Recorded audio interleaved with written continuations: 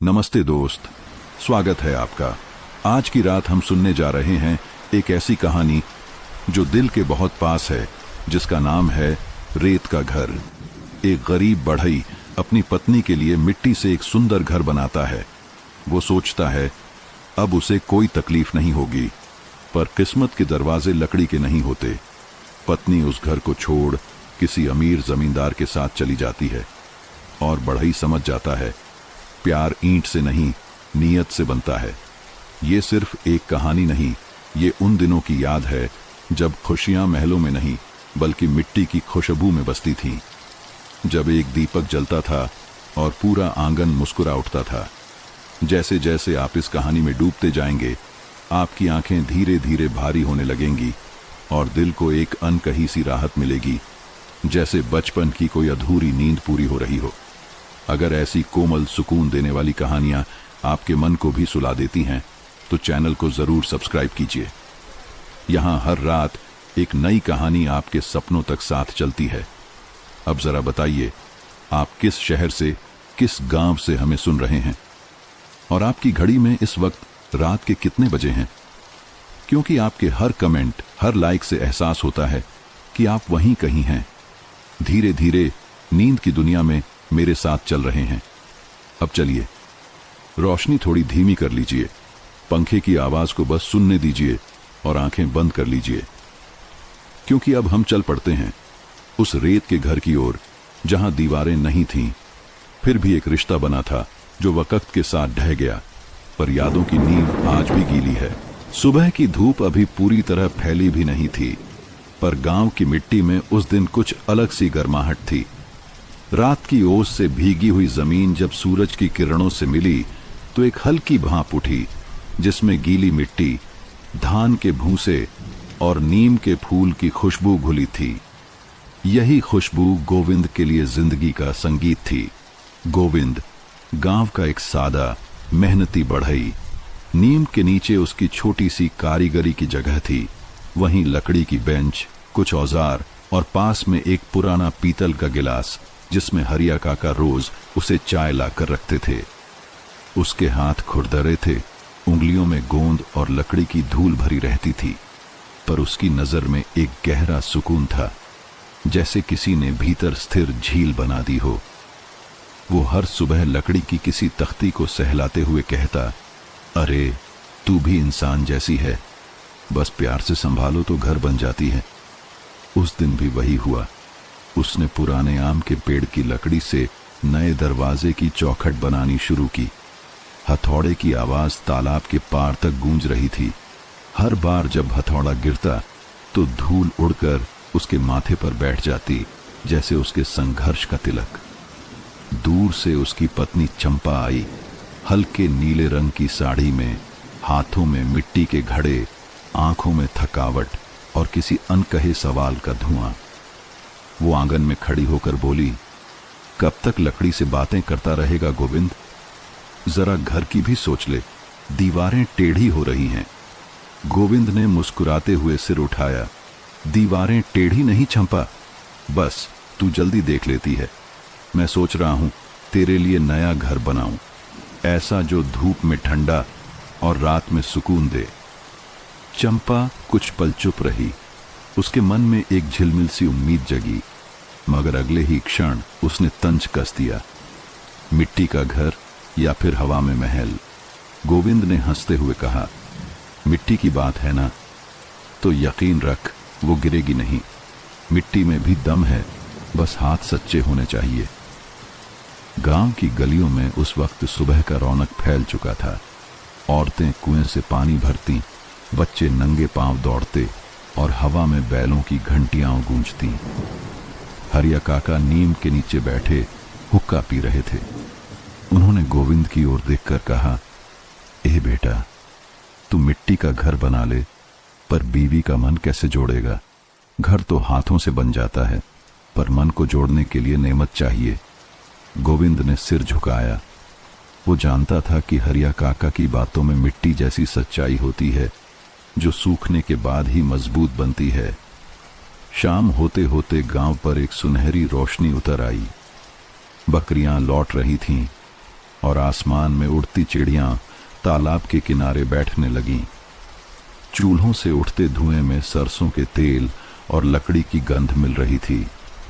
गोविंद के आंगन में चूल्हा जल चुका था और चंपा मिट्टी के चूल्हे पर रोटी सेंक रही थी। गोविंद लकड़ी की तख्तियां किनारे रखकर बोला, देखना चंपा, एक दिन मैं ऐसा घर बनाऊंगा कि दीवारें भी तेरे नाम की खुशबू देंगी। चंपा ने धीमे से मुस्कुराया, पर उसकी मुस्कान अधूरी थी। उसके मन में कहीं यह सवाल गूंजा, क्या खुशबू से पेट भर सकता है? रात में जब गांव पर चांदनी बिखरी तो गोविंद बाहर चौखट पर बैठा आसमान देखता रहा। दूर मंदिर की घंटी बजी और हवा में शंख की ध्वनि तैर गई। उसने धीरे से अपने औजारों को देखा और बुदबुदाया, बस कल से शुरुआत करूंगा। तेरे लिए घर बनेगा चंपा, मिट्टी का नहीं मन का। कहते हैं उस रात नीम के पत्ते ज्यादा सरसर आए थे, जैसे किसी ने आकाश से सुन लिया हो कि इस मिट्टी की खुशबू से एक कहानी जन्म लेने वाली है। अगली सुबह गांव पर धूप नहीं बल्कि हल्की धुंध उतरी थी। तालाब के ऊपर से उड़ते बगुले और दूर खेतों में काम पर जाते किसानों की पुकारें हवा में घुल रही थीं। गोविंद उस दिन भी नीम के नीचे अपने औजार समेट रहा था, पर उसकी आंखों में आज एक नई चमक थी, जैसे भीतर किसी ने उम्मीद का दीपक जला दिया हो। आज से शुरू करूंगा, उसने खुद से कहा। मिट्टी का घर नहीं, चंपा का सपना बनाऊंगा। गौरी, चंपा की सहेली, सुबह सुबह आई थी, हाथ में दूध का कटोरा लिए, माथे पर पसीना और चेहरे पर जिज्ञासा। उसने मुस्कुराते हुए कहा, चंपा, सुना है तेरे गोविंद ने कुछ बड़ा सोच रखा है। गांव की औरतें तो कह रही हैं कि वो तेरे लिए नया घर बना रहा है। चंपा ने रोटी पलटते हुए धीमे स्वर में कहा, हां, बना रहा है, पर मिट्टी से। गौरी ने ठहाका लगाया, मिट्टी से? अरे पगली, मिट्टी का घर तो पहली बारिश में बैठ जाएगा। ठाकुर की हवेली देखी है ना? पत्थर के खंभे, लाल फर्श और झूमर जो सूरज से भी तेज चमकते हैं। चंपा के हाथ थम गए। उसकी आंखों में हवेली की झिलमिल तस्वीर उभर आई। रेशमी पर्दे, बड़ी खिड़कियां और सजे हुए बाग में घूमती औरतें। उसने धीमे से कहा, शायद किसी दिन मेरा भी ऐसा घर होगा। गौरी ने हंसते हुए कहा, ऐसे सपने बढ़ई की हथौड़ी से नहीं बनते चंपा, ऐसे सपनों में सोने की कीलें लगती हैं।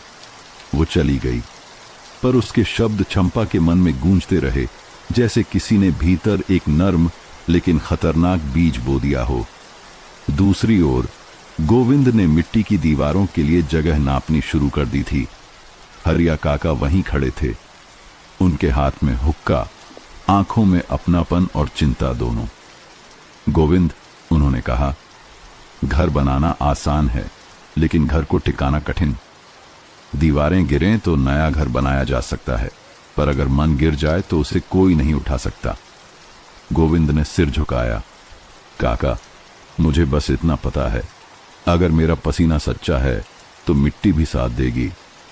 हरिया काका ने हुक्का खींचा और कहा, ठीक कहता है, पर याद रख, घर का ईंट नहीं, नीयत गीली हो तो दीवारें टिकती नहीं।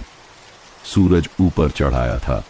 गोविंद और उसका साथी लखना मिट्टी को पानी से गीला कर रहे थे।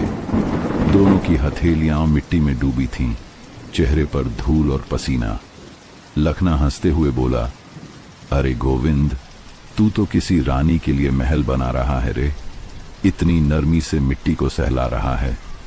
गोविंद मुस्कुराया, रानी नहीं लखना, मेरी चंपा है। वो मुस्कुरा दे तो मिट्टी भी खिल उठे। दोनों की हंसी दूर तक गूंजी। तालाब के पार बच्चे खेलते हुए रुक गए और बोले, देखो, गोविंद काका घर बना रहे हैं। उनके उत्साह में भी गांव की मासूमियत थी, मिट्टी की सादगी जैसी। शाम ढल रही थी, चूल्हों से धुआं उठने लगा था और बकरियों की घंटियां हवा में झनकने लगीं। गोविंद ने पहला कोना पूरा कर लिया था। 4 दीवारों का एक छोटा हिस्सा खड़ा हो गया था। वो मिट्टी से सना हुआ, माथे पर पसीना पोंछता हुआ खड़ा था, जैसे किसी योद्धा ने पहली जीत हासिल की हो। तभी पीछे से चंपा आई। उसने दीवारों को देखा, फिर गोविंद को। चेहरे पर एक हल्की मुस्कान थी, पर आंखों में कहीं संकोच भी। ये दीवारें टिकेंगी? उसने पूछा। गोविंद ने मिट्टी को थपथपाते हुए कहा, अगर इस मिट्टी में तेरे नाम की नेमत है तो आंधी भी झुकेगी। चंपा ने धीमे से कहा, और अगर नहीं? गोविंद मुस्कुराया, बिना कुछ कहे। उसकी चुप्पी में भरोसा था, लेकिन चंपा के मन में शंका की छोटी सी दरार पड़ चुकी थी। रात को जब दोनों खाट पर लेटे तो आसमान में पूरा चांद फैला था। गोविंद ने कहा, देख, जैसे चांद मिट्टी पर उजाला बिखेरता है, वैसे ही मैं चाहता हूं हमारा घर भी तेरे चेहरे की रोशनी से चमके। चंपा ने मुंह फेर लिया। उजाला तो अच्छा होता है गोविंद, पर आंखें चकाचौंध भी हो जाती हैं। गोविंद कुछ समझ नहीं पाया, पर उसकी आवाज में थकावट थी। वो सो गया, मगर चंपा देर तक जागती रही। उसकी आंखें खिड़की के पार दूर हवेली की ओर टिकी थीं, जहां ठाकुर रमेश सिंह की गाड़ी का दिया चमक रहा था। दूर किसी मंदिर से शंख की आवाज आई और हवा में सीटी सी गूंज उठी। कहते हैं उस रात गांव की मिट्टी ने पहली बार अपनी खुशबू में थोड़ा नमक महसूस किया था। वो नमक था उम्मीद और असंतोष दोनों का। सुबह की हवा उस दिन कुछ अलग थी। उसमें खेतों की मिट्टी की महक थी, पर साथ ही एक अजीब सी फुसफुसाहट भी। गांव की गलियों में औरतें बातें कर रही थीं। कुएं से रस्सी की चर्र चर्र के साथ हंसी और गॉसिप के सुर मिल रहे थे। हर किसी के होंठों पर एक ही नाम था, गोविंद और चंपा। सुना है गोविंद अपनी औरत के लिए घर बना रहा है। हां, पर मिट्टी का। मिट्टी का? वो भी इस बरसात में? अरे बहन, प्यार में अंधा है। वो क्या जाने कि औरत के दिल को अब सोना चाहिए, मिट्टी नहीं। कुएं की जगत पर बैठी गौरी ने बाकी औरतों को डांटते हुए कहा, बातें करना आसान है, कम से कम गोविंद अपने हाथों से कुछ बना रहा है। ठाकुर जैसे लोग तो बस छीनना जानते हैं। एक औरत ने तंज किया, ठाकुर छीनते हैं तो रोटियां भी खिलाते हैं, बढ़ई के हाथ से तो बस छाले ही मिलते हैं। सबकी हंसी गूंज उठी। गौरी का चेहरा तमतमा गया। उसने पानी का घड़ा उठाया और बिना कुछ कहे चल दी, लेकिन वो जानती थी इन बातों की गूंज चंपा तक जरूर पहुंचेगी। उधर गोविंद अपने घर की दीवारों में नई मिट्टी चढ़ा रहा था। उसके पसीने और धूप ने एक एक ईंट में जैसे उसका दिल गढ़ दिया था। लखना उसके पास खड़ा मुस्कुरा रहा था। गोविंद, तेरी दीवारें तो मेरी झोपड़ी से भी मजबूत लगती हैं, पर बता, जब ये घर बन जाएगा तू नाम क्या रखेगा इसका? गोविंद ने मुस्कुराते हुए मिट्टी को थपथपाया। मिट्टी का मान, क्योंकि ये घर ईंटों का नहीं, आत्मसम्मान का है।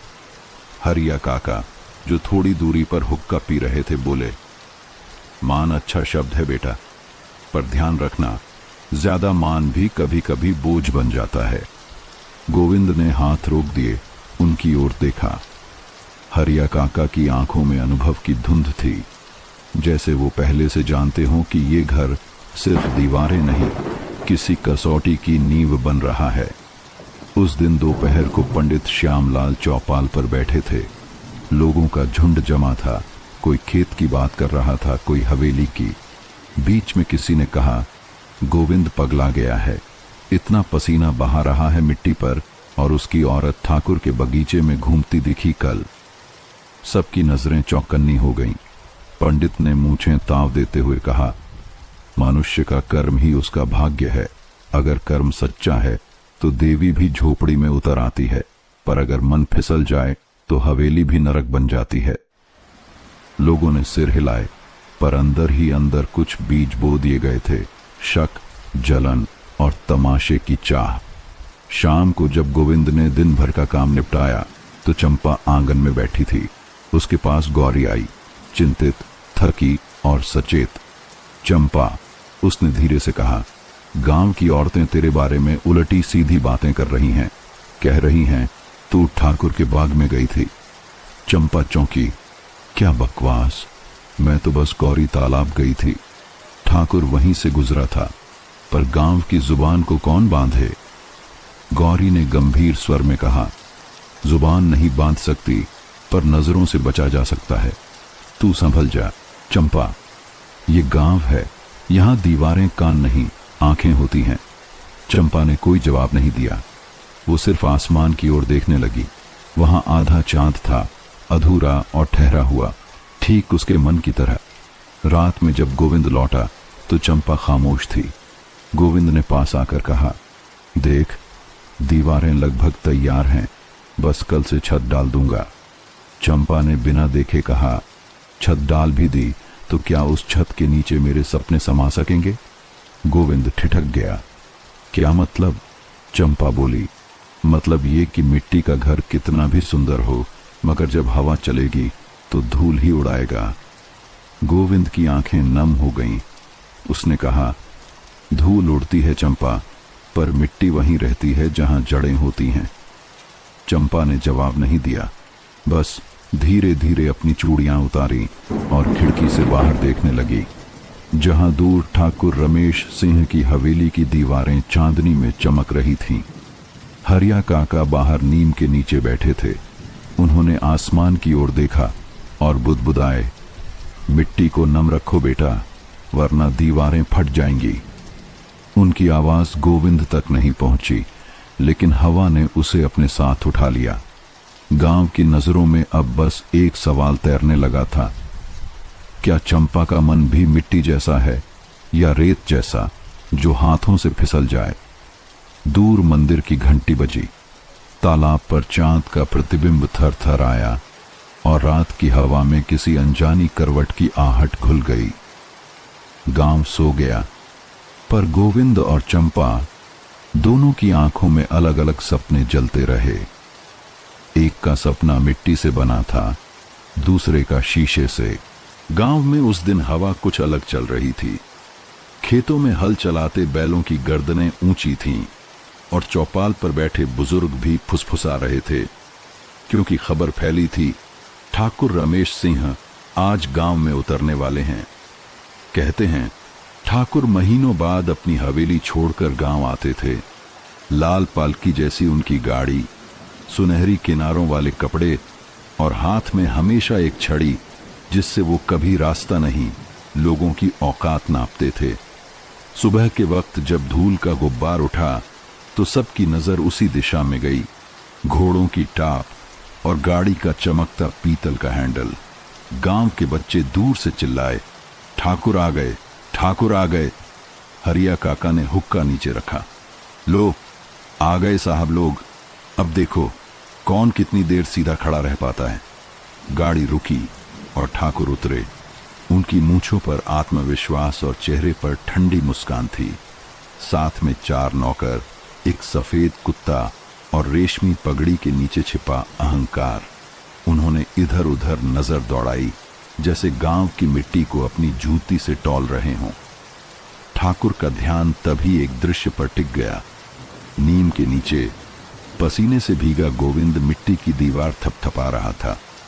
पास में उसकी पत्नी चंपा हाथ में पानी का घड़ा लिए खड़ी थी। उसकी साड़ी की किनारी हवा में हिल रही थी और माथे पर पसीने की बूंद चमक रही थी, मानो धूप में कोई मोती रखा हो। ठाकुर ने छड़ी से जमीन ठोकी और नौकर से पूछा, वो कौन है? नौकर ने कहा, गांव का बढ़ई है ठाकुर साहब, नाम गोविंद, अपनी औरत के लिए मिट्टी का घर बना रहा है। ठाकुर के होंठों पर तंज भरी मुस्कान आई। मिट्टी का घर दिलचस्प है। शाम को ठाकुर ने हवेली में भोज रखा। गांव के कुछ नामी लोग बुलाए गए और उनके बीच हरिया काका भी थे। जब सबके सामने ठाकुर ने पूछा, सुना है कोई बढ़ई अपनी औरत के लिए मिट्टी का घर बना रहा है? हरिया काका ने मुस्कुराकर कहा, हाँ ठाकुर साहब, गोविंद नाम है उसका, मेहनती लड़का है, मिट्टी को भी प्यार से गढ़ता है। ठाकुर हंसे, मिट्टी से कोई घर नहीं टिकता काका, औरतों का मन भी अब उस मिट्टी जैसा नहीं रहा। सब हंस पड़े। हरिया काका का चेहरा कस गया, पर उन्होंने कुछ नहीं कहा। कभी कभी सच्चाई को जवाब नहीं चाहिए होता, बस वक़्त चाहिए। दूसरे दिन ठाकुर अपनी गाड़ी लेकर गांव के रास्ते से गुजरे। तभी गोविंद का घर उनकी नजर में फिर आया। चंपा आंगन में थी, दीवार पर गोबर का लेप चढ़ा रही थी। उसकी हथेलियां मिट्टी में सनी थीं, लेकिन चेहरे पर एक सादगी भरी चमक थी। ठाकुर ने गाड़ी रोकी। ए बढ़ई, उन्होंने पुकारा। गोविंद ने सिर उठाया। हाँ मालिक, ठाकुर ने कहा। तेरी बीवी के हाथ तो हुनरमंद है, हवेली में भी कभी आ जाए, थोड़ी सजावट में मदद कर दे। गोविंद ने मुस्कुराकर कहा, हुजूर, वो घर संभालती है, हवेलियां उसके हाथ की नहीं, उसके सपनों की बात है। ठाकुर ने उसकी बात अनसुनी कर दी। उनकी आंखें अब चंपा पर थीं, जो झुककर मिट्टी में घड़ा रख रही थी, पर उनके देखने का एहसास उसे भी हो चुका था। उसने तुरंत सिर झुका लिया और भीतर चली गई। रात में चंपा का मन बेचैन था। गोविंद सो चुका था, पर उसे नींद नहीं आई। खिड़की से बाहर झांका तो दूर हवेली के ऊपर लालटेनें जल रही थीं। संगीत की हल्की धुन हवा में तैर रही थी, वही धुन जो उसे कभी सुनने को नहीं मिली थी। वो धीरे से बोली, कैसा लगता होगा हवेली में रहना, जहां दीवारें चमकती हैं और हवा में इत्र घुला होता है। फिर खुद ही बोली, पर वहां क्या सुकून मिलेगा, या वही जो हरिया काका कहते हैं, रोशनी में भी अंधेरा। पर इस बार उसके मन ने जवाब नहीं दिया, बल्कि वो धुन उसके भीतर उतरती चली गई। अगली सुबह जब गोविंद दीवार पर नया लेप चढ़ा रहा था, ठाकुर का नौकर लखना के पास आया और बोला, ठाकुर साहब बुला रहे हैं, कह रहे हैं हवेली के दरवाजे पर काम है, लकड़ी का। लखना ने गोविंद की ओर देखा। क्या करे? गोविंद ने कहा। जाके देखा, कौन सा काम है? नौकर बोला। नहीं, ठाकुर ने कहा, बढ़ई खुद आए। गोविंद ने औजार उठाए। ठीक है, चलूंगा। चंपा बोली, हवेली? तू वहां जाएगा? गोविंद ने कहा, क्यों नहीं, काम है मेहनत का। ठाकुर हो या किसान, मेरा हथौड़ा सबके लिए बराबर है। जब वो गया तो हवेली में सब कुछ चमक रहा था। फर्श पर गुलाब की पंखुड़ियां, दीवारों पर शीशे और दरवाजे पर सोने के कंगन जैसी नक्काशी। ठाकुर ने मुस्कुराकर कहा, अच्छा काम करते हो बढ़ई, अगर चाहो तो हवेली में रहकर भी काम कर सकते हो। गोविंद ने सिर झुकाया। हुजूर, मेरा घर वहीं है जहां मेरी चंपा है। ठाकुर ने हंसते हुए कहा, सही कहा, पर औरतें कब तक मिट्टी में रह पाएंगी, जब उन्हें पता चलेगा कि हवेली में रेशम भी होता है। गोविंद ने शांत स्वर में कहा, रेशम भी सड़ता है ठाकुर साहब, अगर मन सच्चा ना हो। ठाकुर की आंखों में तिलमिलाहट थी, पर उन्होंने मुस्कान बनाए रखी। ठीक है बढ़ई, तेरी बात याद रखूंगा। उस रात चंपा ने देखा, हवेली के बाहर लाल रोशनी में ठाकुर की गाड़ी फिर रुकी। गाड़ी से निकला उनका नौकर और उसके हाथ में एक लाल साड़ी थी। वो धीरे से आकर बोला, ठाकुर साहब की तरफ से उपहार, घर बनाने वाली के लिए। गोविंद तो सो चुका था। चंपा ने साड़ी हाथ में ली। वो रेशमी थी, मुलायम और चमकदार। उसने हथेलियों से महसूस किया और फिर धीरे से रख दी, पर उसकी आंखों में एक हल्की लौ जल उठी थी, लालच और जिज्ञासा की लौ। दूर से मंदिर की घंटी बजी। हरिया काका ने नीम के नीचे बैठकर आसमान देखा और बुदबुदाए, जिस दिन रोशनी ज्यादा चमकती है, उसी दिन सच्चाई की आंखें चुभने लगती हैं। और उस रात मिट्टी के घर की दीवारों में पहली बालियां पड़ी, नजर से नहीं, नियत से। सुबह की धूप उस दिन कुछ ज्यादा ही तेज थी, जैसे आसमान ने भी गांव की मिट्टी को जगाने की कोशिश की हो।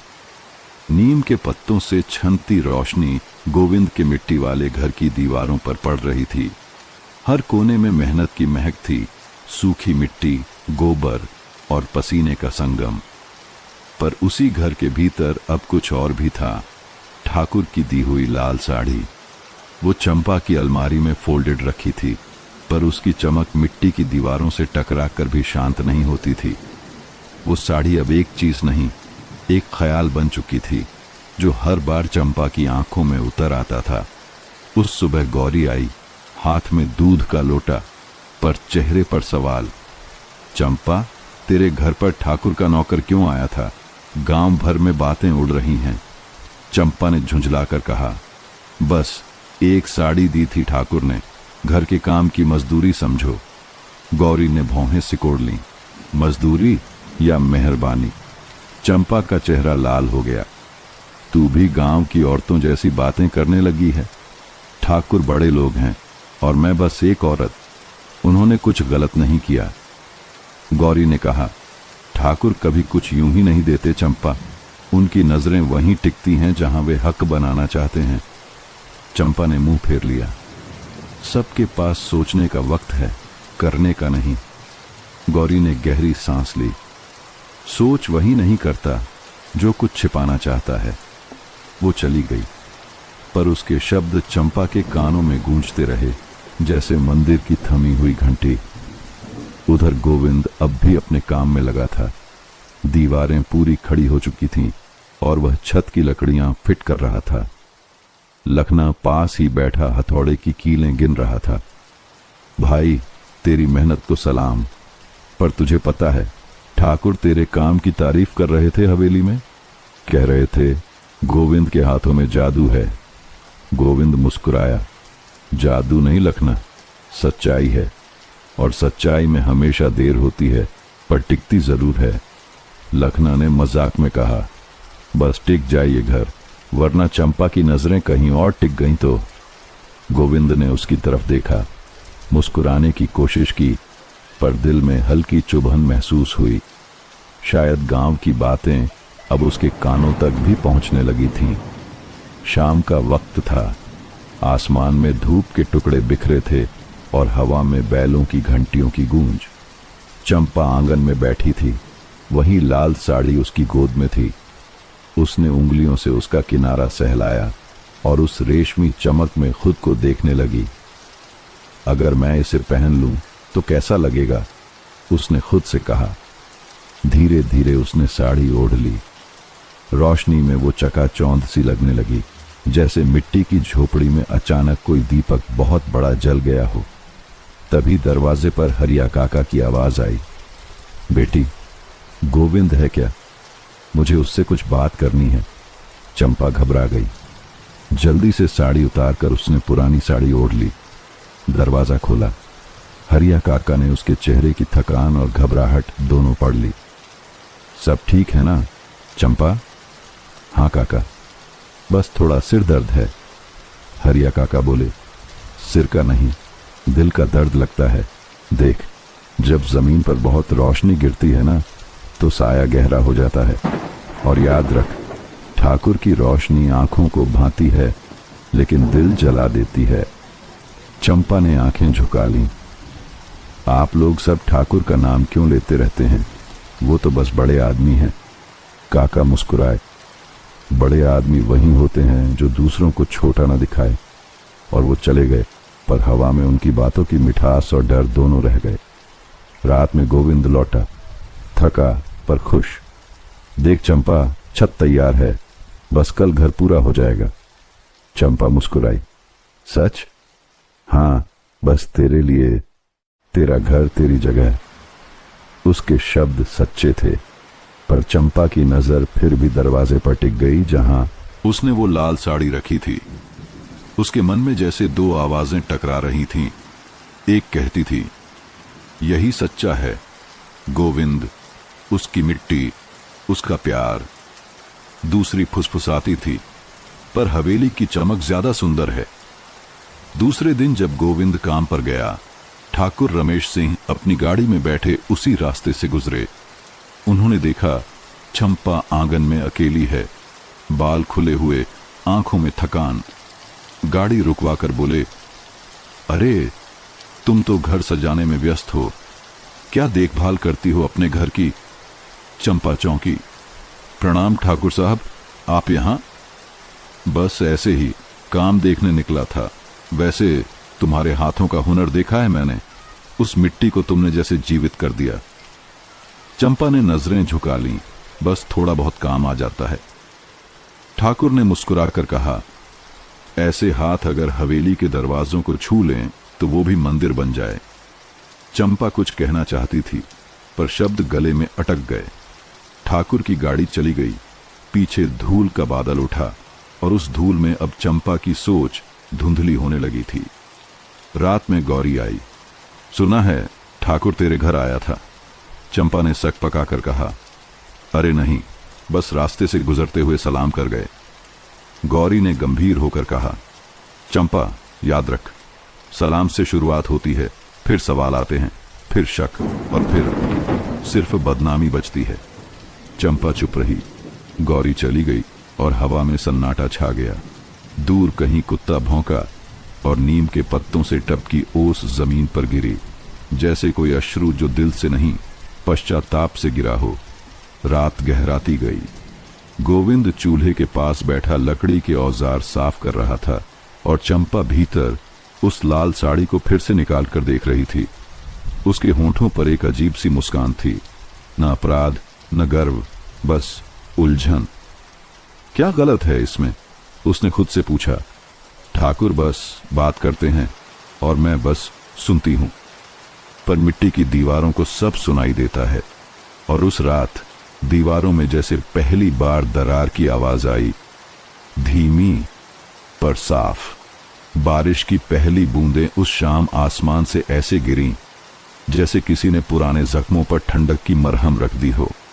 गांव की गलियां भीगने लगीं, तालाब का पानी कांपने लगा और हवा में गीली मिट्टी की खुशबू घुल गई, वही खुशबू जो कभी गोविंद के सपनों की साथी हुआ करती थी। पर इस बार बारिश में एक अजीब सी उदासी थी। उसके बनाए हुए घर की दीवारें भी जैसे इस मौसम की नमी से कांप रही थीं। कुछ जगहों पर मिट्टी फट रही थी और कहीं से पानी रिसने लगा था। गोविंद ने हथौड़ा नीचे रख दिया। उसने छत की ओर देखा, फिर दीवार को थपथपाते हुए कहा, अरे मत गिरो, अभी पूरा नहीं हुआ तुम, बस एक दिन और, बस एक दिन। उसके शब्दों में पसीना और उम्मीद दोनों थे। अंदर चंपा खिड़की के पास बैठी थी। उसके हाथ में वही लाल साड़ी थी, अब भी नई, अब भी चमकदार, पर उसका चेहरा थका हुआ था।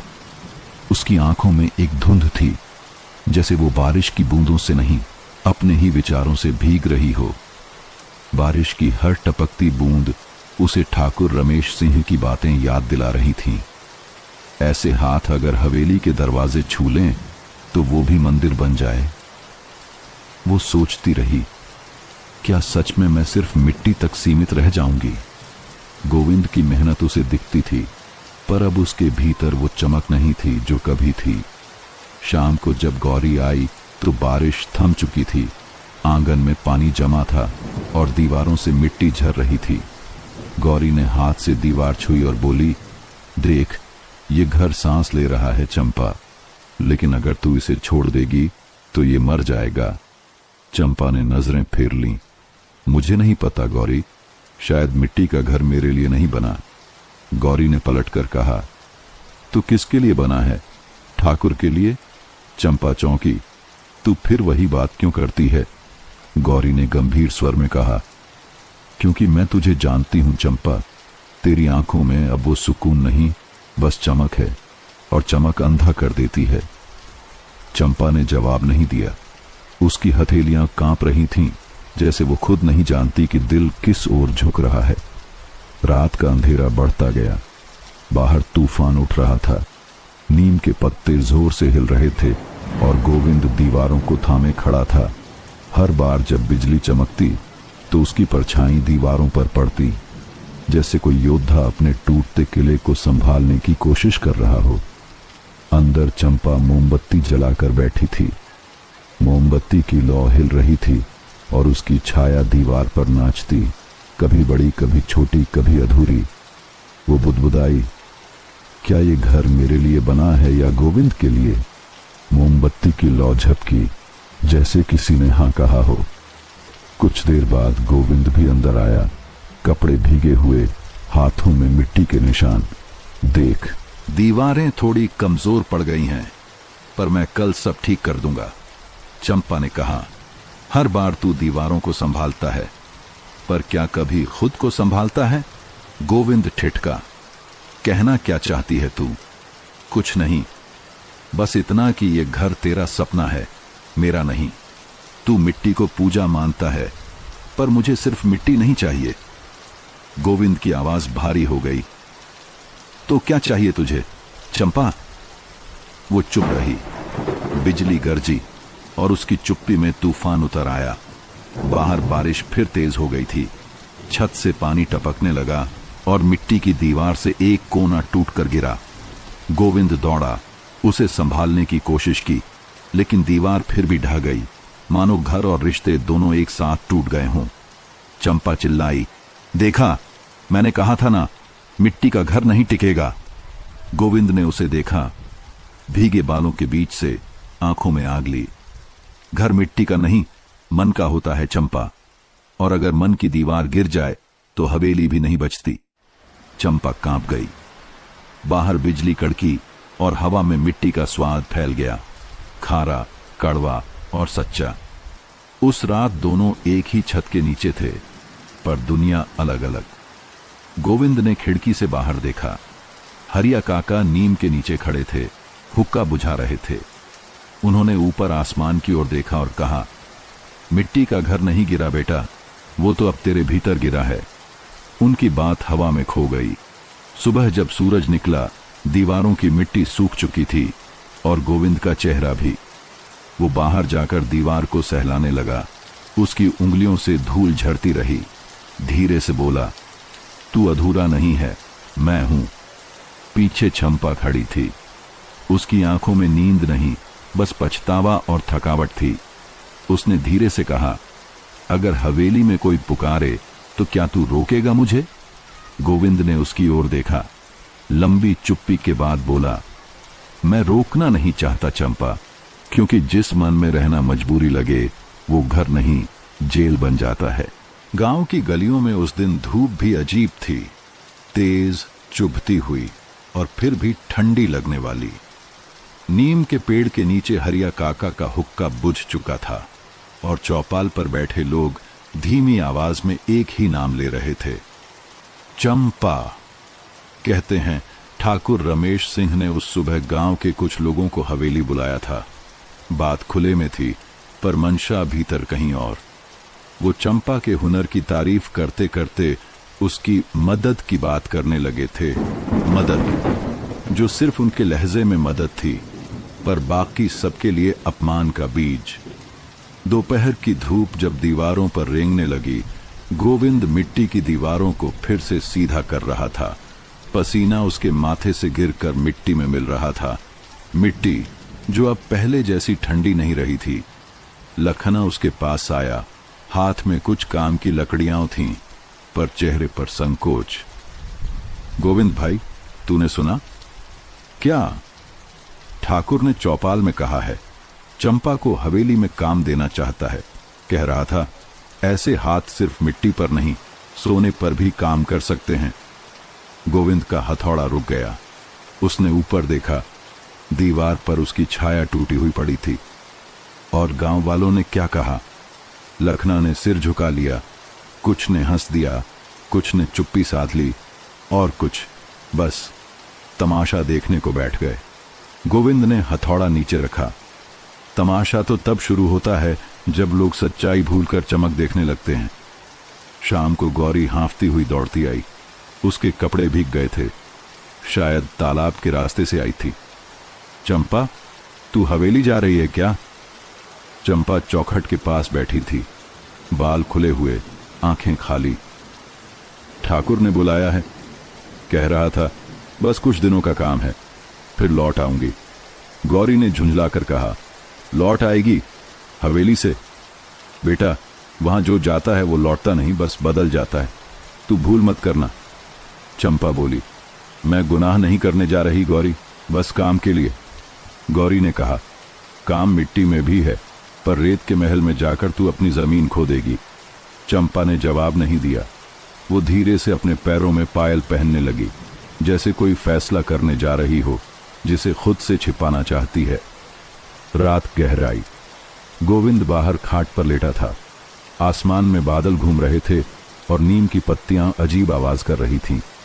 हरिया काका पास आए, हुक्का लिए, जैसे हमेशा आते थे जब वक्त टूटता था। बेटा, मैंने सुना है ठाकुर ने तेरी औरत को हवेली बुलाया है। गोविंद चुप रहा। क्या रोकेगा उसे? नहीं काका, जो मन से चला जाए उसे दीवारों से बांधा नहीं जा सकता। हरिया काका ने लंबा कश लिया। ठीक कहता है, लेकिन याद रख, जब औरत चली जाती है तो मिट्टी सूख जाती है, और जब मिट्टी सूख जाती है तो बीज नहीं उगते। गोविंद की आंखें नम थीं। उसने नीम की छाया में कहा, शायद अब ये घर मिट्टी का नहीं रहा काका, ये अब बस एक खोल है, अंदर की जगह खाली है। सुबह गांव की गलियों में गाड़ी के पहिए की आवाज गूंजी। हवेली की चमकदार गाड़ी, जिस पर पीतल की कलगी लगी थी। गांव वाले अपने दरवाजों से झांकने लगे। बच्चे भागे, औरतें कानों में फुसफुसाईं। चंपा बाहर आई, नीली साड़ी में, बाल जूड़े में बंधे हुए, माथे पर हल्दी की चमक। उसकी आंखों में अनिश्चितता थी, पर कदमों में अजीब स्थिरता। गोविंद आंगन में खड़ा था, हाथों में मिट्टी लगी थी, पर आंखों में समंदर। जा रही है? उसने पूछा।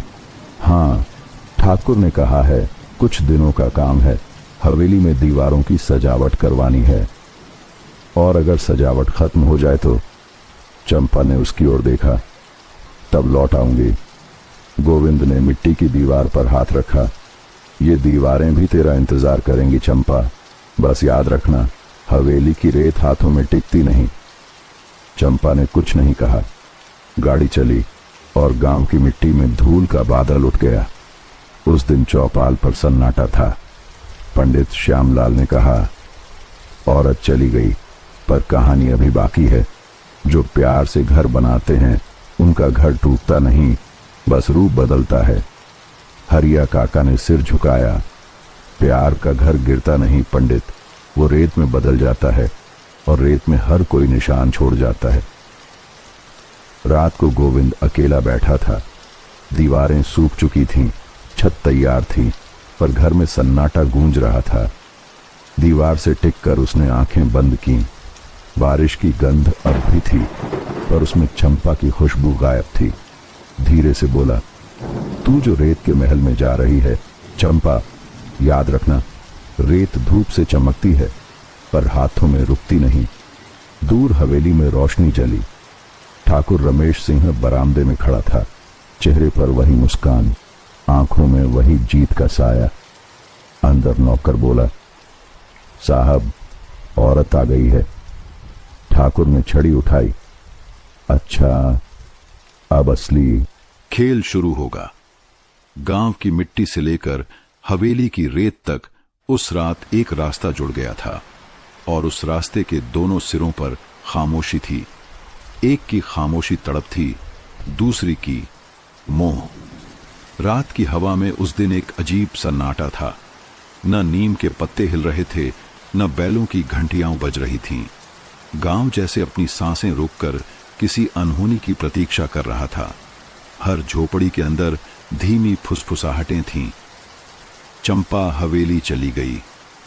गोविंद उस रात नीम के नीचे बैठा था। आसमान में चांद आधा छिपा था, ठीक उसके मन की तरह, अधूरा, बुझा हुआ, पर अब भी आसमान में टंगा हुआ। हाथों में लकड़ी का टुकड़ा था, जिसे वो बेमकसद रगड़ता जा रहा था। पास ही हरिया काका बैठे थे, हुक्का बुझा हुआ, पर उनकी आंखों में अब भी वो पुरानी आग थी। गोविंद, उन्होंने धीमे स्वर में कहा, जिस घर में औरत की हंसी गूंजना बंद हो जाए, वहां की दीवारें टिकती नहीं। गोविंद ने सिर उठाया। काका, मैंने कोशिश की थी, दीवारों को, रिश्तों को, सबको, पर शायद मैं अब खुद ही मिट्टी बन गया हूं। काका ने हुक्के की नली रख दी। नहीं बेटा, तू मिट्टी नहीं, वो बीज है जो अब सूख गया है। लेकिन याद रख, मिट्टी की ताकत तब दिखती है जब बारिश लौटती है। गोविंद की आंखें चमक उठीं। अगर वो लौटेगी भी, तो क्या मैं वहीं रहूंगा? हरिया काका चुप हो गए। नीम की छाया उन दोनों पर गिर रही थी। एक बूढ़े का अनुभव और एक नौजवान का टूटना दोनों एक ही मिट्टी में मिल रहे थे। दूसरी ओर हवेली में चंपा का पहला दिन शुरू हुआ था। ठाकुर रमेश सिंह ने हवेली के सबसे बड़े कमरे में उसे काम सौंपा था। इन दीवारों पर गोबर लेप नहीं, रंग चाहिए, लाल सुनहरी, जैसे राजमहल हों। चंपा ने सिर हिलाया। ठीक है ठाकुर साहब। वो झुकी, दीवार पर हथेली फिराई। उस हथेली में अब भी मिट्टी की गंध थी, पर हवेली की दीवारें ठंडी थीं। कहीं कोई गर्मी नहीं, कोई अपनापन नहीं। सुधा, हवेली की नौकरानी, पास खड़ी सब देख रही थी। धीरे से बोली, पहली बार आई हो? हाँ। तो सुनो, यहां दीवारें बोलती नहीं, बस सुनती हैं, और जो सुनती हैं उसे दोहराती नहीं। सावधान रहना। चंपा ने कुछ नहीं कहा, बस खिड़की से बाहर झांका। दूर गांव का नीम दिखा, जहां कभी गोविंद बैठा करता था। उसके होठों पर एक हल्की सांस निकली, जैसे वो खुद से कहना चाहती हो, मैंने गलती नहीं की। पर मन ने जवाब दिया, गलतियां हमेशा वहीं शुरू होती हैं जहां भरोसा खत्म होता है। गांव में अफवाहों का बाजार गर्म था। लखना चौपाल पर बोला, गोविंद भाई के साथ बुरा हुआ। इतनी मेहनत, इतना प्यार, सब बेकार गया। पंडित श्यामलाल ने कहा, यह संसार का नियम है लखना। जो मिट्टी में फूल उगाता है उसे लोग धूल समझ लेते हैं। लखना ने दबी आवाज में कहा, लेकिन ठाकुर के हाथ में ताकत है और चंपा अब वहीं है। हरिया काका ने बीच में टोका, ताकत से इज्जत नहीं खरीदी जा सकती। ठाकुर के पास सब कुछ है पर सुकून नहीं। गोविंद के पास कुछ नहीं पर उसका दर्द असली है। चौपाल पर सन्नाटा छा गया। दूर मंदिर की घंटी बजी, जैसे सच्चाई ने खुद बोल दिया हो। रात का अंधेरा फिर उतरा। हवेली के अंदर दीपक जले और बाहर गांव की झोपड़ियों में दिए बुझ गए। चंपा उसी खिड़की के पास खड़ी थी जहां से हवेली के बाग का प्रतिबिंब तालाब में दिखता था। वो धीमे स्वर में बोली, यहां कोई आवाज नहीं, कोई हंसी नहीं, बस सन्नाटा है। सुधा पास आई। क्यों आई थी यहां? चंपा ने हिचकिचाकर कहा, सोचा था सुकून मिलेगा, बड़ा घर है, बड़ा जीवन होगा। सुधा हंसी, कड़वी हंसी। यहां बड़ा बस अकेलापन है। हवेली में औरतें हंसती नहीं, बस दिखती हैं। जो मुस्कुराए वो कल गुम हो जाती है। चंपा के होंठ कांप गए। तो अब, सुधा ने कहा, अब वही जो सबके साथ होता है, या तो भाग जा या फिर खुद को मिटा ले। चंपा की आंखों से आंसू फूट पड़े। काश गोविंद से बात कर पाती। सुधा ने खिड़की की ओर इशारा किया। रात के इस सन्नाटे में उसकी आवाज तू अब भी सुन सकती है। मिट्टी की गंध से पहचान ले, वो अब भी तुझे पुकार रहा है। उसी वक्त गांव में गोविंद अपने अधूरे घर की दीवार के पास बैठा था। बारिश फिर शुरू हो गई थी। दीवार पर से मिट्टी झर रही थी, पर उसने हाथ नहीं हटाया। धीरे से कहा, चंपा, तू सुने या न सुने, मैं आज भी तुझे उसी मिट्टी से पुकारता हूं जिसमें तेरे पांव के निशान हैं। हवा में उसकी आवाज तैर गई, वो आवाज जो हवेली की खिड़की तक पहुंची जहां चंपा बैठी थी। उसकी आंखों से आंसू बहे और उसने धीरे से कहा, मैंने सुना गोविंद। सुबह गौरी ने देखा गोविंद अपने अधूरे घर में दीवारों पर नया लेप चढ़ा रहा है। उसने पूछा, अब भी बनाएगा? गोविंद ने कहा, हां, क्योंकि अगर घर अधूरा छोड़ दिया तो कहानी पूरी नहीं होगी। गौरी ने हल्के स्वर में कहा, और अगर वो लौट आई तो? गोविंद मुस्कुराया, तो मिट्टी का घर उसे पहचान लेगा, जैसे बारिश जमीन को। हवेली में उस दिन ठाकुर रमेश सिंह ने चंपा से कहा, सुना है तेरे आदमी ने फिर घर बनाना शुरू किया। चंपा ने सिर झुका लिया। क्यों, अब भी उम्मीद रखता है? वो बोली, क्योंकि वो मिट्टी में प्यार बोता है और मिट्टी कभी धोखा नहीं देती। ठाकुर हंस पड़ा। प्यार? वो तो गरीबों का खेल है चंपा। हवेली में प्यार नहीं, सिर्फ समझौते टिकते हैं। चंपा ने उसकी ओर देखा। उसकी आंखों में भय नहीं था, बस सच्चाई थी। फिर भी ठाकुर साहब, मिट्टी के घर की खुशबू आप कभी नहीं पा सकेंगे। ठाकुर की मुस्कान पहली बार हिली। शायद उससे भी एहसास हुआ कि रेत के महल की नींव में सुकून नहीं होता, बस आवाजों की गूंज होती है, टूटी आवाजों की। रात में हवेली की खिड़की से रोशनी बुझी और गांव के नीम के नीचे हरिया काका ने आसमान की ओर देखा। बोले, अब हवा बदलने वाली है, मिट्टी की पुकार कोई रोक नहीं पाएगा। गांव के पूर्वी कोने में एक पुराना बरगद था, मोटे तनों वाला, जड़ों से लटकती लटों में रहस्य समेटे हुए। कहते थे उस पेड़ के नीचे बैठने से हर दर्द बोल पड़ता है और जो मन की बात छिपाए रखे वो हवा में गूंज जाती है। उसी बरगद के नीचे उस शाम गोविंद बैठा था। हवा में सीलन थी और तालाब के पार से आती मेंढकों की टर्राहट कानों में अजीब सन्नाटा भर रही थी। वो अपने हथेलियों पर पड़ी मिट्टी को देख रहा था, सूखी, पर अब भी उसकी गंध में कुछ बाकी था, चंपा की खुशबू। हरिया काका धीरे धीरे आए, हाथ में हुक्का और चेहरे पर वही अनकही चिंता। वो बरगद के नीचे बैठ गए और कुछ देर तक बिना बोले बस हवा सुनते रहे। काका, गोविंद बोला, जब इंसान अपने घर की दीवारों से दूर चला जाए तो क्या वो घर जिंदा रहता है? काका ने हुक्का खींचा। दीवारें नहीं, इरादे जिंदा रहते हैं बेटा। अगर तेरी नीयत सच्ची है तो मिट्टी तेरे लौटने का इंतजार करेगी, चाहे बरसात कितनी भी लंबी हो। गोविंद ने हौले से सिर हिलाया, पर वो तो चली गई काका। अब मिट्टी से ज्यादा उसे सोने का रंग भा गया है। हरिया काका मुस्कुराए। रेत की चमक मिट्टी को मात नहीं दे सकती गोविंद। रेत जब उड़ती है तो अपनी ही नींव ले जाती है। उस वक्त हवेली के अंदर चंपा बड़ी खिड़की के पास खड़ी थी। बाहर बादलों का सागर उमड़ रहा था। हवेली के गलियारों में सन्नाटा था, बस ठाकुर के कुत्ते की आवाज दूर गूंजती थी, जैसे किसी कैद खाने में सिग्नल बज रहा हो। सुधा, हवेली की नौकरानी, आई और धीरे से बोली, आज फिर ठाकुर ने चौपाल में तेरे बारे में बातें की हैं। कहते हैं वो औरत अब हवेली की शोभा है। चंपा ने आंखें झुका ली। शोभा? हाँ, शायद, लेकिन इस शोभा में सांस नहीं है सुधा।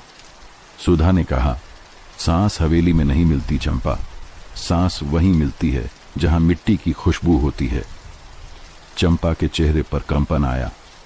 कभी कभी लगता है सुधा कि हवेली की दीवारें बोलती हैं, कहती हैं, भाग जा। सुधा ने उसका हाथ थाम लिया। तो सुन ले उन दीवारों की बात। हर हवेली का अंधेरा किसी न किसी को निगल जाता है। उधर गांव में लखना गोविंद के पास आया, हाथ में मिट्टी का एक छोटा दिया। भाई, आज तू घर क्यों नहीं लौटा? गोविंद ने कहा, घर अब वो नहीं रहा लखना, अब वहां सन्नाटा है, दीवारें गूंजती हैं, चंपा की आवाज जैसे उनमें अटकी हो। लखना बोला, तू अब भी उससे प्यार करता है? गोविंद मुस्कुराया। प्यार कोई मिट्टी का लेप नहीं लखना, जिसे धोकर उतारा जा सके। वो तो आत्मा में जम जाता है, चाहे सामने कोई हो या सिर्फ याद। लखना की आंखें भर आईं। फिर क्या करेगा? गोविंद ने बरगद की ओर देखा। बरगद की जड़ें कभी घर नहीं छोड़ती, मैं भी नहीं छोड़ूंगा। रात में हल्की हवा चली। बरगद की जड़ों से सरसराहट की आवाज आई, जैसे कोई पुराना गीत गा रहा हो। गोविंद ने महसूस किया कि हवा में कोई फुसफुसा रहा है। गोविंद। वो चौकन्ना हुआ, चारों ओर देखा, कोई नहीं था, पर बरगद की पत्तियों में उस आवाज की गूंज थी, धीरे धीरे मिट्टी की सुगंध के साथ घुलती हुई। हवेली में उसी वक्त चंपा करवटें बदल रही थी। नींद आंखों से कोसों दूर थी। वो बार बार खिड़की के पास जाती और गांव की ओर देखती। अंधेरे में एक दूर का दिया टिमटिमा रहा था, वही दिया जो गोविंद हर रात जलाता था। उसके होंठ कांपे, क्या अब भी वो मेरे लिए जलता होगा? आंखों में आंसू आ गए। वो बिस्तर पर नहीं लौटी, बस खिड़की के पास बैठी रही, जब तक भोर की पहली किरण नहीं आई। सुबह हवेली के अहाते में ठाकुर रमेश सिंह आए। हाथ में छड़ी थी और आंखों में वो अभिमान जो सदा उनके साथ रहता था। जाग गई तुम? चंपा ने सिर हिलाया। हां, आज चौपाल में लोग बातें कर रहे थे। कहते हैं तू हवेली में रहकर भी खुश नहीं दिखती। चंपा ने सीधी नजर से देखा। खुशी सोने से नहीं, सुकून से आती है ठाकुर साहब। ठाकुर ने ठंडी हंसी हंसी। सुकून गरीबों के लिए शब्द है, अमीरों के लिए सौदा। चंपा ने धीमे स्वर में कहा, तो फिर आप अमीर हैं ठाकुर साहब, पर सबसे गरीब भी। ठाकुर का चेहरा तमतमा गया। जुबान संभालो चंपा। चंपा ने कहा, सच्चाई की जुबान नहीं संभाली जाती ठाकुर साहब, वो मिट्टी से निकलती है और मिट्टी किसी से नहीं डरती। वो पीछे मुड़ी और पहली बार उसके कदमों में डर नहीं, निर्णय था। उसी दिन दोपहर को गौरी चौपाल से भागती हुई आई। उसकी आंखों में आंसू थे, आवाज कांप रही थी। गोविंद, हवेली में कुछ हुआ है? गोविंद उठ खड़ा हुआ। क्या? ठाकुर ने चंपा को कमरे में बंद कर लिया था, वो भाग निकली। गोविंद की सांसें तेज हो गईं।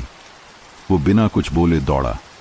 पैरों के नीचे मिट्टी उछल रही थी और हवा में बरगद की सरसराहट गूंज रही थी, जैसे पेड़ भी कह रहा हो, वो लौट रही है। शाम तक आकाश लाल हो गया था। बरगद के नीचे धूल उठी और उसी धूल में चंपा की आकृति दिखी, थकी, भीगी, कांपती, पर जिंदा। गोविंद ने उसे देखा। उसकी आंखों में सवाल नहीं थे, बस आंसू थे। वो कुछ कह नहीं पाया। चंपा ने धीमे से कहा, गोविंद, मैंने सब देखा। रेत के महल की चमक में सिर्फ अंधेरा था, वहां कोई दीवार सच्ची नहीं थी। गोविंद ने बरगद की ओर देखा। बरगद ने कहा था मिट्टी लौटेगी, देखो लौट आई। दोनों बरगद की जड़ों के पास बैठ गए। हवा चली, पत्तियां सरसराईं और मिट्टी की खुशबू फिर जिंदा हो उठी, वो खुशबू जो सिर्फ सच्चे मन से आती है। बरगद के नीचे बीती रात की शांति के बाद सुबह का सूरज कुछ नया नहीं लाया, बस एक गहरा सन्नाटा। गांव के लोग आपस में फुसफुसा रहे थे। कहीं राहत थी कि चंपा लौट आई और कहीं डर था कि ठाकुर रमेश सिंह अब क्या करेगा। हवेली के चारों ओर गिद्धों जैसा माहौल था। चुप नौकर, तनी नजरें और भीतर की दीवारों में बंद बहुत सी आवाजें, क्योंकि उस हवेली में अब रोशनी नहीं, अपमान जल रहा था। ठाकुर रमेश सिंह हवेली के बड़े हॉल में बैठे थे। सामने शीशे का बड़ा दर्पण और उसके भीतर उनका वही चेहरा जो अब थक चुका था। छड़ी की ठक ठक उनके गुस्से की लय बन चुकी थी। उनकी आंखों में अब भी चंपा की छवि थी, वो छवि जो उनके अहंकार के गले में कांटा बनकर अटक गई थी। भाग गई वो औरत। उन्होंने दांत भींचे। एक गरीब बढ़ई की औरत ने ठाकुर के नाम को धूल में मिला दिया। सुधा नौकरानी दरवाजे पर खड़ी थी, चेहरे पर डर और भीतर कहीं राहत। वो धीमे स्वर में बोली, ठाकुर साहब, लोग बातें कर रहे हैं कि आपने चंपा को बंद किया था। ठाकुर की नजरें भड़क उठीं। लोगों को कब से बोलने की इजाजत मिल गई? साहब, सुधा ने कांपते हुए कहा, बोलने की नहीं, अब सोचने की जरूरत नहीं रह गई है। वो सब देख चुके हैं। ठाकुर उठे।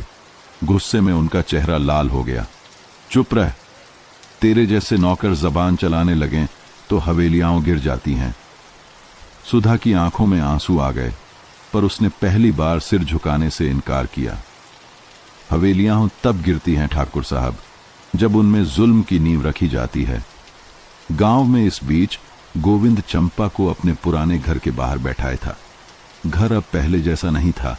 दीवारें टूटी हुई, छत अधूरी, पर अब उसमें जीवन लौट आया था। गौरी भी आई थी, उसके चेहरे पर राहत थी। चंपा, तू लौट आई, अब चैन से सांस ले। चंपा ने हल्की मुस्कान दी। हां गौरी, हवेली का सोना ठंडा था, मिट्टी की राख में अब भी गर्मी है। गोविंद चुपचाप उसे देखता रहा। न कोई सवाल, न शिकायत, सिर्फ वही सच्ची नजरों की गर्मी जो शब्दों से कहीं ज्यादा गहरी होती है। दोपहर को हरिया काका आए, नीम की छाया के नीचे बैठ गए। उनकी आंखों में सुकून था। जैसे कोई अधूरी प्रार्थना पूरी हो गई हो। बेटा, उन्होंने कहा, जिस मिट्टी में तूने घर बनाया था अब उसमें फिर से जीवन लौट आया है। गोविंद ने सिर झुकाया। हाँ काका, अब ये घर सिर्फ मेरा नहीं, उस गलती का भी है जो माफी बन गई। हरिया काका ने कहा, गलती तब गलती नहीं रहती जब इंसान सच्चे मन से लौट आए। मिट्टी कभी किसी को हमेशा के लिए नहीं छोड़ती, बस परखती है कि कौन टिक सकता है। उधर हवेली में तूफान उठ चुका था। ठाकुर रमेश सिंह ने लोगों को बुलाया, पंडित, पटवारी, यहां तक कि गांव के कुछ बुजुर्ग भी। मैंने उस औरत को अपने घर में इज्जत दी थी, ठाकुर बोले, और उसने मेरा अपमान किया। अब वो हवेली में कदम नहीं रखेगी। पंडित श्यामलाल ने धीरे से कहा, ठाकुर साहब, इज्जत दी नहीं जाती, कमाई जाती है। औरत को घर देना धर्म है, उसे बांधना अधर्म। ठाकुर का चेहरा लाल हो गया। पंडित, तू भी अब समझाने लगा? हरिया काका अंदर आए। उनकी उपस्थिति ने हॉल का माहौल बदल दिया। ठाकुर साहब, उन्होंने कहा, जब कोई आदमी अपने नाम के आगे ठाकुर लगाता है तो उसे जिम्मेदारी भी उठानी पड़ती है। मुझे किसी से सीखने की जरूरत नहीं, ठाकुर गरजे। तो फिर अकेले रहिए, हरिया काका बोले, क्योंकि जो औरत को अपमानित करता है उसे न समाज अपनाता है न इतिहास। हवेली की दीवारों में सन्नाटा भर गया। ठाकुर ने कोई जवाब नहीं दिया।